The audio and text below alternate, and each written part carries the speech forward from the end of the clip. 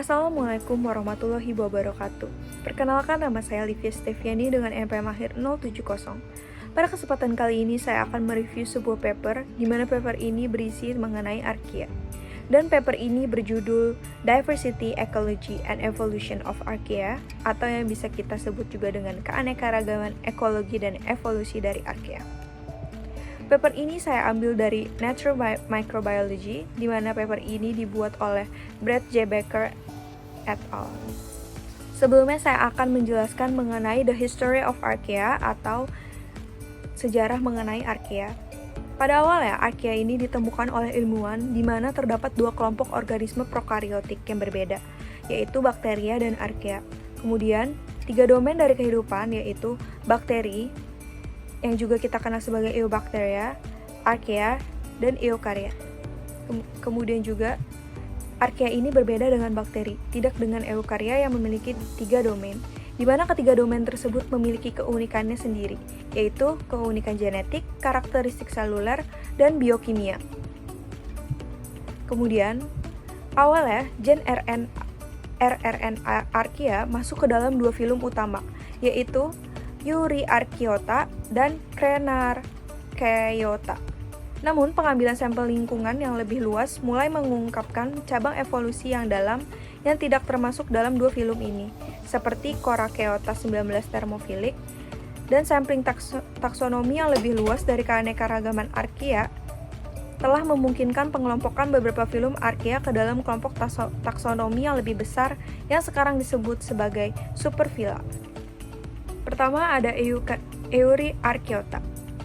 Ini merupakan archaea isolat pertama yang diterbitkan oleh Ordo Methanobacteriales yang diperoleh dari rumen sapi pada tahun 1958 dan juga merupakan anggota dari kelas Thermoplasmata yang diisolasi pada tahun 1970 oleh Laboratorium Thomas Brooks. Kemudian terdapat cabang baru dari kehidupan Euryarchaeota ini, di mana archaea sering dianggap anggota langka dari biosfer mikroba.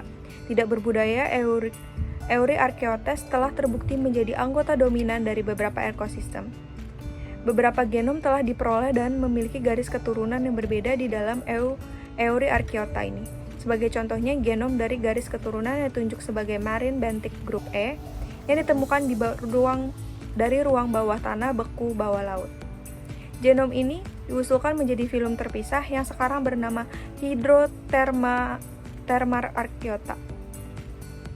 Kemudian Euryarchaeota ini memiliki peran ekologis. Euryarchaeota secara klasik dikenal sebagai metanogen. Namun beberapa garis keturunan Euryarchaeota juga terlibat dalam oksidasi metana anaerobik sintrofik. Selain memiliki kemampuan untuk memetabolisme metana, penelitian terbaru telah menyarankan bahwa beberapa eukariota juga dapat terdegradasi hidrokarbon lainnya. Selanjutnya terdapat superfilum DPANN.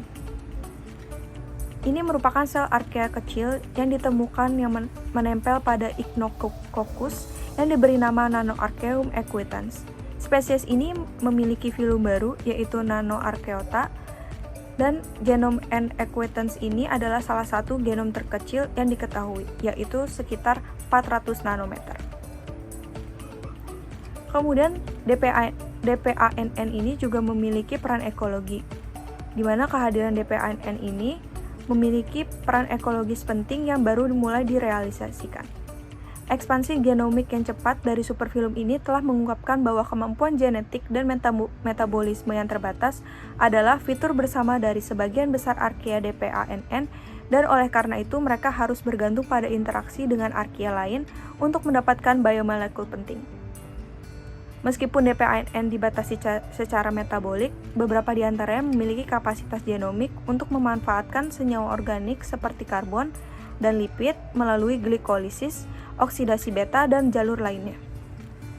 Selanjutnya terdapat superfilum TACK, di mana ini terbagi lagi menjadi Crenarchaeota, Thaumaarchaeota, Bathyarchaeota, dan the expanding tech Tree of Life. Yang pertama ada Crenna archaeota, di mana ini mengandung beberapa spesies arkaca budidaya pertama dari genus Pseuphologus, yang diisolasi dari mata air panas di Taman Nasional Yellowstone. Dan tak hanya itu, lebih banyak kultur telah diperoleh seluruhnya dari lokasi terestrial dan laut suhu tinggi. Banyak Crenna archaea yang merupakan heterotroph anaerobik memanfaatkan protein dan gula, sementara yang lainnya termasuk kemolit autotrof siklus belerang. Selanjutnya terdapat juga Tauma archaeota, di mana ini memiliki hubungan penting dengan perubahan iklim karena aktivitas mereka telah dikaitkan dengan produksi gas rumah kaca di nitrogen oksida. Mereka telah ditemukan mendominasi sedimen laut oksik, seperti yang berada di bawah pusaran samudra Oligotrophic, dan meskipun beberapa penelitian telah dilakukan pada sedimen tersebut.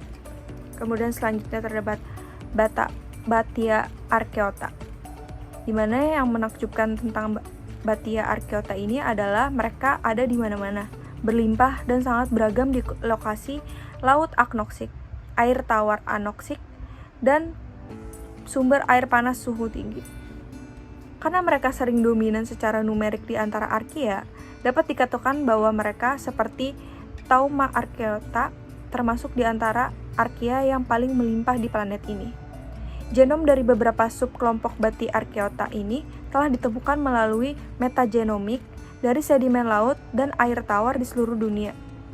Dan ada bukti bahwa Batia archaeota mineralisasi protein detrial, kemudian menggabungkan degradasi protein dengan produksi hidrogen. Kemudian, the expanding TACK Tree of Life,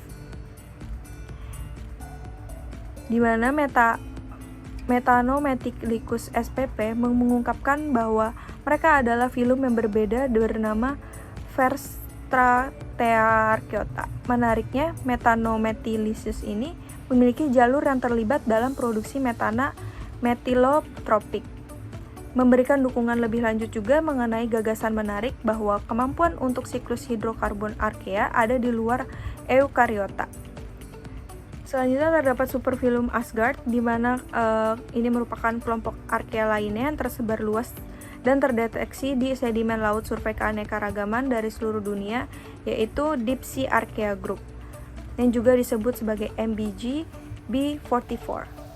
Analisis filogenomik Lochia archaeota menunjukkan bahwa itu adalah monofiletik dengan eukariota, yang berarti bahwa mereka terkait dalam pohon filogeni, dan bahwa archaea dan eukariota ini memiliki nenek moyang yang sama. Penempatan eukariota dan archaea menunjukkan bahwa sel eukariotik pertama berasal dari nenek moyang archaea.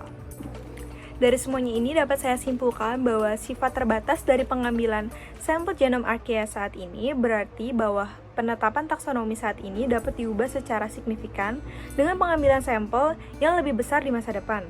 Beberapa film ini tidak terdeteksi karena primer PCR tidak menargetkan ke mereka. Sementara yang lain telah ditemukan tetapi dengan sedikit representasi dan dengan demikian tidak diberi sebutan filogenetik, sehingga pada masa kedepannya dapat dilakukan penelitian yang lebih luas untuk memperluas taksonomi dari archaea tersebut. Sekian review saya mengenai paper yang berjudul Diversity, Ecology, and Evolution of Archaea ini. Semoga bermanfaat bagi kalian yang menonton dan saya ucapkan terima kasih.